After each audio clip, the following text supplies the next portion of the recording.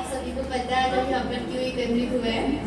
वैसे don't worry, मैं रोऊंगी नहीं, क्योंकि इतना बड़ा जो ये हमारा समारोह चल रहा है मैम के उसमें, तो मैं चाहती हूँ कि इसे हम महाउत्सव की तरह मनाएं।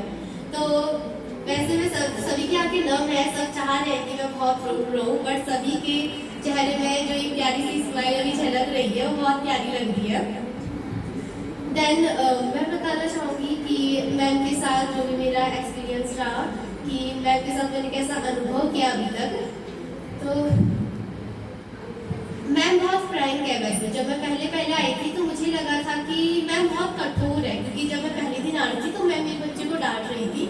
मुझे लगा कि मैम बहुत कठोर है, मैं मैम के सामने ही नहीं आऊँगी कुछ भी हो जाए। मैं पहली आई थी तो मैं किसी मैम को जानती भी नहीं थी, बस एक भगवती पांडे मैम को जानती थी जो हिंदी पढ़ाती थी हमें, और मुझे वो अच्छी लगती थी कि मतलब नहीं मैम डांटती है तो मैं इन्हीं के पास जाऊँगी। बट बाद में जब मुझे पता चला कि मैम सिर्फ बाहर से दिखने में ही कठोर है और अंदर से बिल्कुल कोमल है, देन उसके बाद मुझे पता चला। और फिर मैम मुझे नाटक के लिए भी विज्ञान महोत्सव में ले गई थी, और मैम हर समय हमें मोटिव करती रहती थी कि अगर कोई बात नहीं भी निकले, वैसे हम ब्लॉक में निकले थे वहाँ, उसके बाद मैम ने कहा अगर वहाँ नहीं भी निकलोगे तो रोना मत। और मैं उस दिन बहुत रोई थी। मैम ने मुझसे कहा था कि अगर तुम जिंदगी में कहीं हार जाओगी तो क्या वहाँ पे भी ऐसे ही रहोगी, हमें उससे नई चीज़ सीखनी चाहिए। कहीं पे अगर हम गिर रहे हैं तो हमें उठकर चलने की आस रखनी चाहिए, ये मैंने मैम से सीखा। और मुझे मैम की हर एक मोटिवेशन बात जो भी थी मैं सदैव याद रखूंगी ये।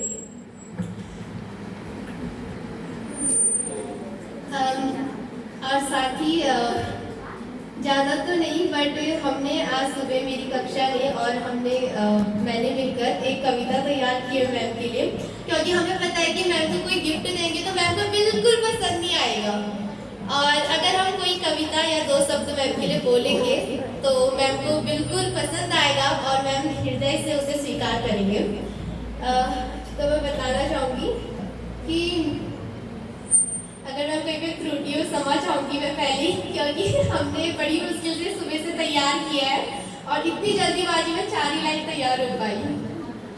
रिटायरमेंट तो सिर्फ एक जिंदगी की कड़ी है, रिटायरमेंट तो सिर्फ एक जिंदगी की कड़ी है, अभी आगे और खुलकर जीना है, जिंदगी जीने के लिए बहुत बड़ी है।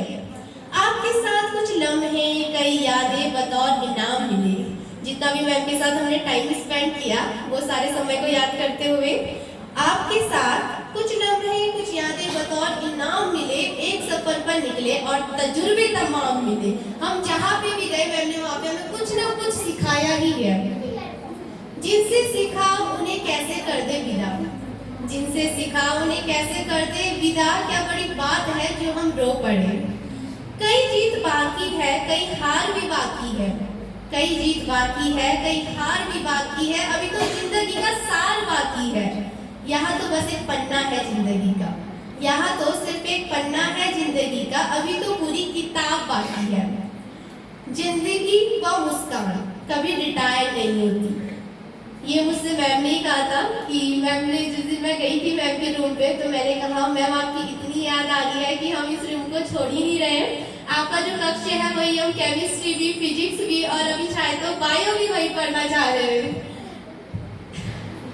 मैं मैम से रिक्वेस्ट करूंगी कि मैम हमारा ये सब प्रेम भेंट स्वीकार करें।